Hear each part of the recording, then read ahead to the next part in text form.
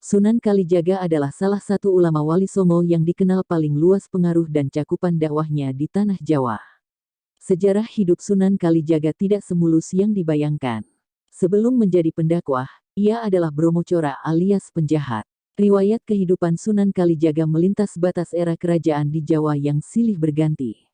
Ia menyaksikan perubahan sejak masa akhir kerajaan Majapahit, lalu Kesultanan Demak, Kesultanan Pajang, hingga awal Kesultanan Mataram Islam.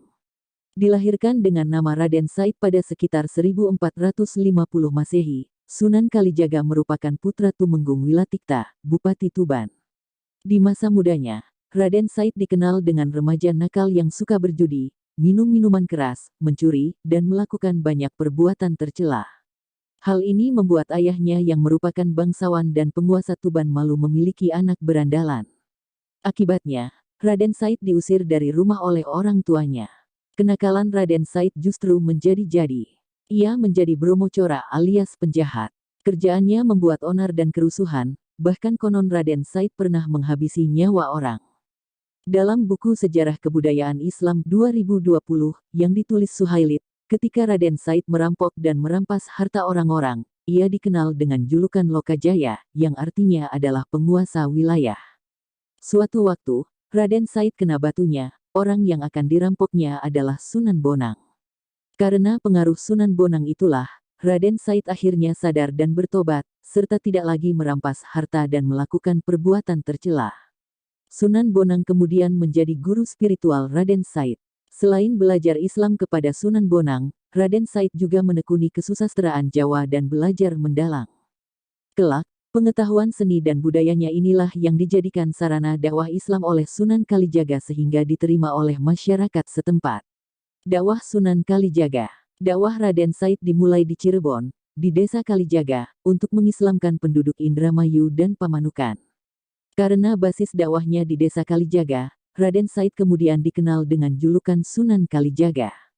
Sebagaimana Wali Songo yang lain, Sunan Kalijaga berdakwah dengan pendekatan seni dan budaya. Ia amat mahir mendalang dan menggelar pertunjukan wayang. Sebagai dalang, ia dikenal dengan julukan Ki Dalang Sidabrangti, Ki Dalang Bengkok, Ki Dalang Kumendung, atau Ki Unehan.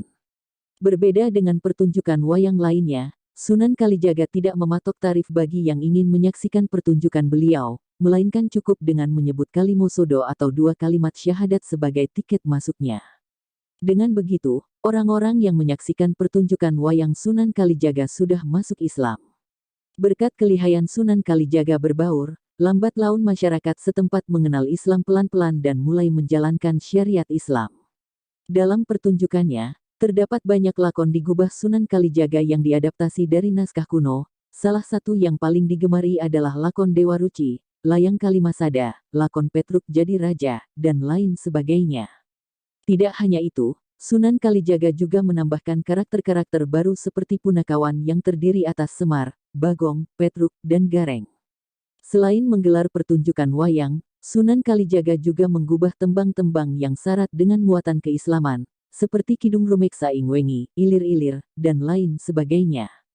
Dalam buku Atlas Wali Songo, 2016 Agus Sunyoto menuliskan bahwa selain sebagai dalang dan penggubah tembang, Sunan Kalijaga juga berkreasi sebagai seniman dan penari topeng, perancang pakaian, perajin alat-alat pertanian, hingga penasihat sultan dan kepala-kepala daerah di masa itu. Sunan Kalijaga menikahi Siti Zainab, adik Sunan Gunung Jati. Istrinya yang lain adalah Dewi Sarah, putri Maulana Ishak. Dari istri-istrinya itu, Sunan Kalijaga memperoleh beberapa anak, di antaranya adalah Watiswara atau Sunan Penggung dan Sunan Muria. Kedua anaknya itu melanjutkan dakwah yang dirintis Sunan Kalijaga. Tidak ada catatan pasti yang menyebutkan kapan Sunan Kalijaga meninggal dunia. Makamnya terletak di Desa Kadilangu, kira-kira berjarak 3 km dari Masjid Agung Demak.